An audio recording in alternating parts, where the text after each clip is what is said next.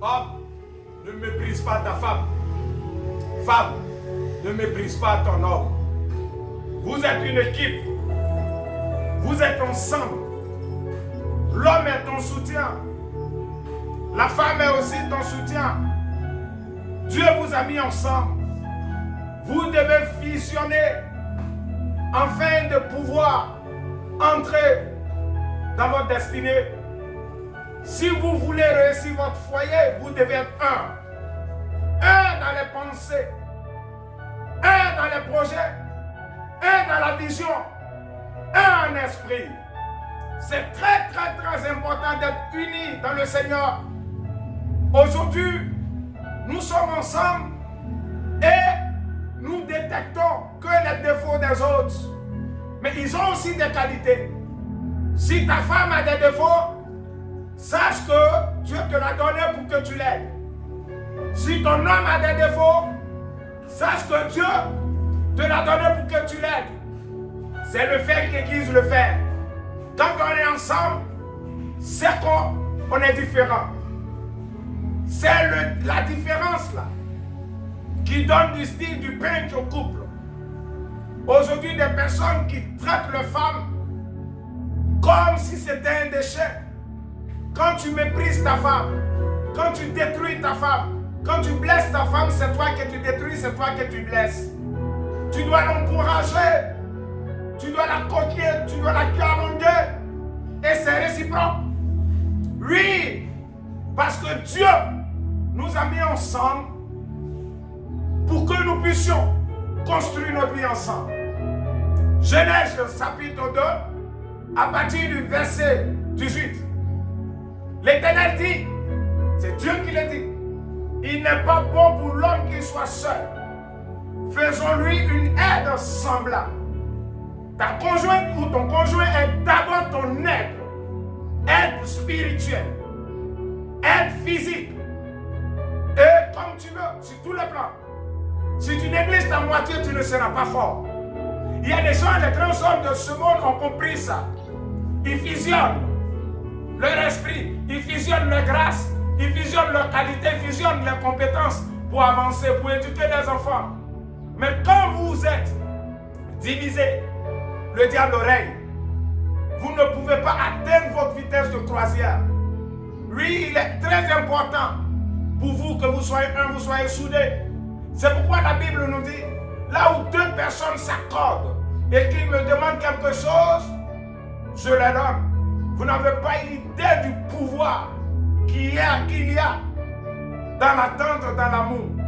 Quand un homme s'entend avec sa femme, quand une femme s'entend avec son homme, et que les deux se tiennent les mains qui prient, vous n'avez pas idée de l'efficacité de cette prière. Vous n'avez pas idée du pouvoir qui est dans l'attente, qui est dans l'union. Des personnes qui méprisent les femmes, des femmes qui méprisent les hommes. Voilà ce salaud-là. On demande après son mari, voilà ça là-bas. On demande après sa femme, voilà ça là-bas. Oh. C'est ça qui est là-bas. Ça vient, on dirait ça s'en va.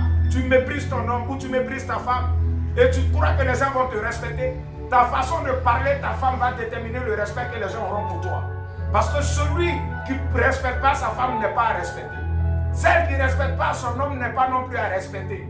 Vous devez comprendre ces choses. Quand tu vois quelqu'un, sa façon de parler de son mari, oui, tu peux détecter déjà la grandeur dans cette personne. Vous pensez que qui n'a pas de défaut? Vous pensez que qui n'a pas de problème?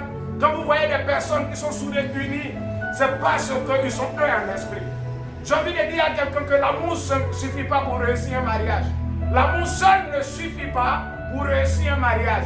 Certes, la base c'est l'amour, mais il y a la sagesse. C'est pourquoi le proverbe nous dit la femme sage bâtit son foyer. Bien-aimés, on est fait pour être ensemble. On est fait pour nous entraider. On est fait pour nous soutenir mutuellement. Si ta femme a des problèmes, invoque l'Éternel. Expose ses problèmes à Dieu, pas aux hommes. Et ne la diminue pas. Grandis ta femme. Parce que la femme a besoin d'entendre des douces paroles. L'homme aussi a besoin d'être encouragé. Mon mari, tu es fort. Mon mari, tu es grand. Tu vas t'en sortir. Je crois en toi. Je ne t'ai pas marié en vain. Je peux t'assurer que la prière va le fortifier. La prière va renouveler sa mentalité et sa force. La femme aussi, c'est pareil. Ma chérie, tu es la plus belle. Ma chérie, tu es la plus douce. Ma chérie, tu es la plus sage. Oui, la Bible dit si quelqu'un manque de sagesse qu'il demande. Si tu déclares, tu confesses que ta femme est sage, elle deviendra sage. Elle va s'impliquer dans les affaires de la famille. Elle va s'impliquer même dans tes affaires. Oui, parce que tu l'as rendu, tu l'as encouragé. Bien-aimé couple, je peux vous assurer que hier je ne savais pas ces choses. J'avais presque raté ma vie. Mais grâce à Dieu, aujourd'hui, je suis heureux dans mon foyer. Oui, je challenge ma femme et ma femme me challenge. Ma femme est mon premier motivateur ou ma première coach. Et c'est pareil, nous sommes amis, nous sommes complices et nous voyons la gloire de Dieu. Quand ça ne va pas, on se tient les mains, on prie pour nos enfants, pour l'avenir de nos enfants, pour nos projets, notre vision. Et nous pouvons expérimenter la gloire de Dieu. Quand vous voyez les gens qui sont heureux, c'est qu'il y a Jésus dedans. Sœur, frère, mets Jésus dans ton amour, mets Jésus dans ton affaire. Car à cette fête de noces, lorsque Jésus va transformer l'eau en vin, ce n'est pas pour encourager les soulards, mais c'était pour créer, pour renouveler l'amour, pour créer un amour parfait et vrai. Prends l'amour de Christ, bois le vin de Christ et ton foyer sera heureux. Que Dieu vous bénisse. Le Seigneur vous aime. C'était votre serviteur, l'esclave du Seigneur. Que Dieu vous bénisse abondamment. Shalom.